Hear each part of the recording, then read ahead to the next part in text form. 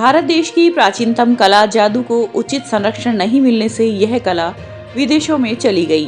देश में जादूगर भारत सरकार की उपेक्षा के शिकार हो रहे हैं। उक्त विचार आज रतनगढ़ के सूर्य सिनेमा में हुई पत्रकार वार्ता में जादूगर त्रिकाल ने व्यक्त किए। जादूगर ने कहा कि भारत सरकार द्वारा जादू को कला में शुमार नहीं किया गया है, जिसके कारण इसे बढ़ावा नहीं मिला। एक जादूगर समाज के मनोरंजन के साथ साथ समाज में व्याप्त कुरीतियों को दूर करने, भ्रष्टाचार को मिटाने में भी अपनी भूमिका निभाता है। वर्तमान में राष्ट्रीय स्तर पर जादू संस्थान इस जादू की कला को संरक्षण देने की मांग भारत सरकार से कर रही है और इसके लिए प्रयास किए जा रहे हैं। साथ ही जादू कला अकेडमी की स्थापना के लिए 25 एकड़ जमीन देने की मांग भी की जा रही है। इस मौके पर पार्षद निखिल इंदौरिया, एडवोकेट जगदीश चंद्र शर्मा, शशिकांत जोशी आदि उपस्थित थे।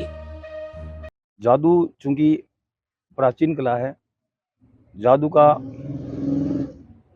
उद्गम भारत से ही हुआ और भारत से ये विदेशों में चली गई। उचित संरक्षण ना मिलने के अभाव में भारत सरकार के द्वारा, क्योंकि इसको कला में शुमार नहीं किया गया है। जादूगर समाज में व्याप्त कुरीतियां, भ्रष्टाचार और सबसे बड़ी बात अंधविश्वास, जैसे भूत प्रेत, तंत्र मंत्र, तथाकथित तांत्रिक लोग आज भी इस विद्या का लाभ उठाते हैं और समाज को गुमराह करते हैं।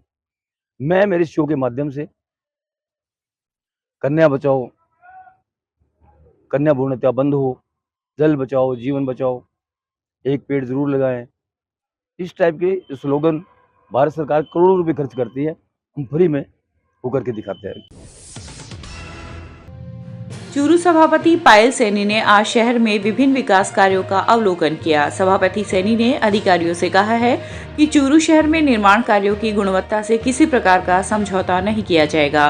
उन्होंने कहा कि अधिकारी स्वीकृत कार्यों को त्वरित गति से पूर्ण कराए और यह कोशिश करे कि समयबद्धता के साथ सारे विकास कार्य संपन्न हो। इस दौरान सभापति ने वार्ड संख्या 9, 11 व 15 में सीसी सड़कों का निरीक्षण किया, कार्यों की गुणवत्ता जांची और अधिकारियों को आवश्यक निर्देश दिए। उन्होंने अधिकारियों से कहा कि विकास कार्यों में जनता का पैसा खर्च होता है, इसमें एक एक पैसे का सदुपयोग होना चाहिए। इस मौके पर आमजन से चर्चा करते हुए सभापति ने कहा कि कांग्रेस के वरिष्ठ नेता रफीक मंडेलिया के मार्गदर्शन में शहर में उल्लेखनीय विकास कार्य कराए गए हैं। आगे भी इन कार्यों में किसी प्रकार की कमी नहीं रखी जाएगी। इस मौके पर वली मोहम्मद, शमशाद, फौजी, संजय खान आदि उपस्थित थे। परिषद द्वारा विभिन्न वार्डों के अंदर सड़क निर्माण कार्य चल रहा है। जगह जगह सीसी सड़कें बनाई जा रही है। वह जितने भी चौक है, मुख्य चौक, वहां पर हाई मास्क लाइट लगाई जा रही है। उसी की श्रृंखला के अंदर आज वार्ड नंबर 15 में व साथ ही के अंदर वार्ड नंबर 9 व वार्ड नंबर 10 के अंदर जो है सीसी सड़कों का निरीक्षण किया गया है। वार्ड नंबर 15 में करीब 30 लाख की सड़कें जो है वो बनकर तैयार हो गई है। साथ ही में 2 हाई मास्क लाइट भी विभिन्न चौकों के ऊपर लगा दी गई है। इसी तरीके से वार्ड नंबर 9 के अंदर भी करीब 17 लाख की सीसी सड़क बनकर तैयार हो गई है। इन सभी सड़कों को आज जो है इनके ANJN के साथ में इनकी गुणवत्ता भी जांची गई है, वह सभी का निरीक्षण किया गया है। चूरू शहर के अंदर कांग्रेस नेता रफीक जी मंडेलिया के नेतृत्व में जो विकास कार्य है वो इस कांग्रेस की सरकार में अपनी चरम सीमा पर है और आगे भी विकास के कार्यों में इसी प्रकार जो तेजी है वो आती रहेगी।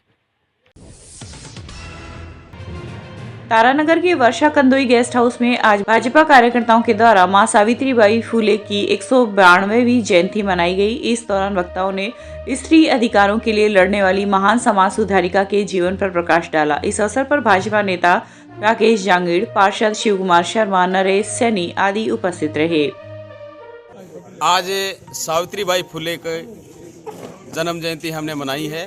सभी कार्यकर्ताओं ने ऐसी महान विभूति की जयंती मनाई है जो करीब 192 साल पूर्व आज के दिन जन्मी और विपरीत परिस्थितियों में जब हमारा देश गुलाम था, लेकिन सावित्रीबाई फुले एक फौलादी सीना लेकर खुद आज़ाद थी, जिन्होंने नारी शक्ति के उत्थान का काम किया।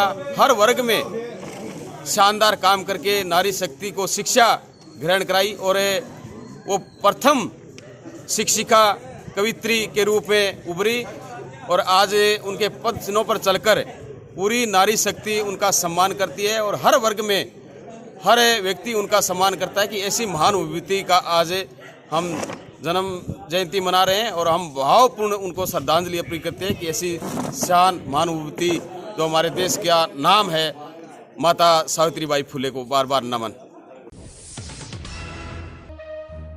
चूरू के राजकीय डीबी अस्पताल स्थित ब्लड बैंक में बड़ौदा राजस्थान क्षेत्रीय ग्रामीण बैंक के 11वें स्थापना दिवस के तीसरे दिन आज रक्तदान शिविर में 25 बैंक कर्मियों ने रक्तदान किया।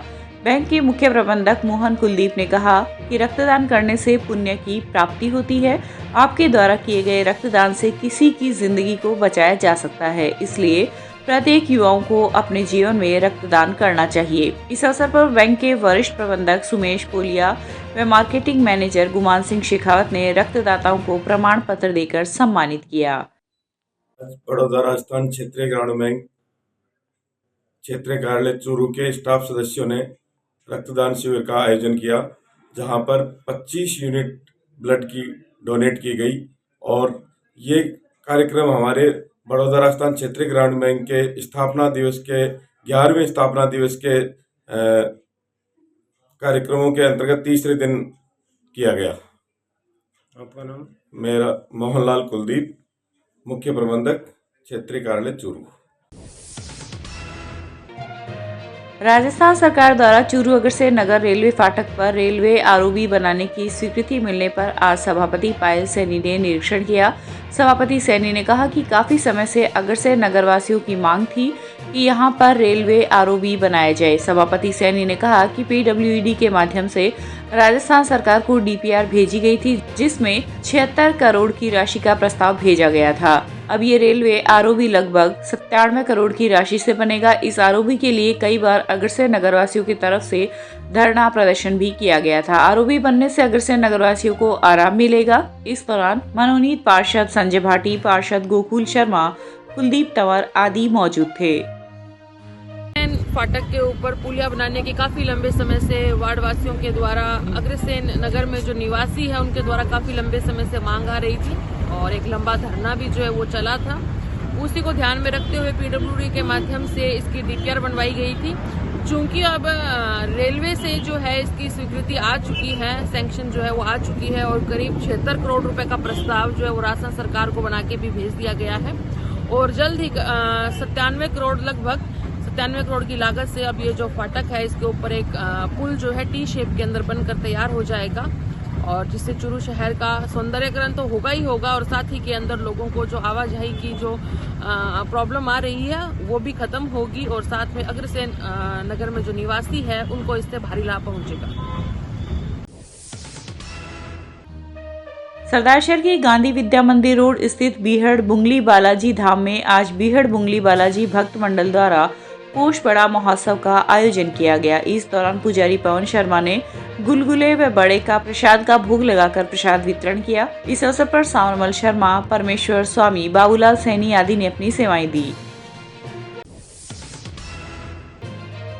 रतन नगर के उप स्वास्थ्य केंद्र में आज त्रिवेणी देवी सुरेखा चैरिटेबल ट्रस्ट के तत्वाधान में 340वें निःशुल्क मिर्गी निदान शिविर का आयोजन किया गया, जिसमें डॉक्टर आर.के. सुरेखा ने 540 मरीजों का इलाज कर पूरे माह की दवाई निःशुल्क वितरित की। इस दौरान सभी मिर्गी रोगियों को दूध पिलाकर नई साल की शुरुआत की गई। शिविर में डॉक्टर रोहित सुरेखा, डॉक्टर रक्षित सुरेखा, डॉक्टर जय सिंह आदि ने अपनी सेवाएं प्रदान की।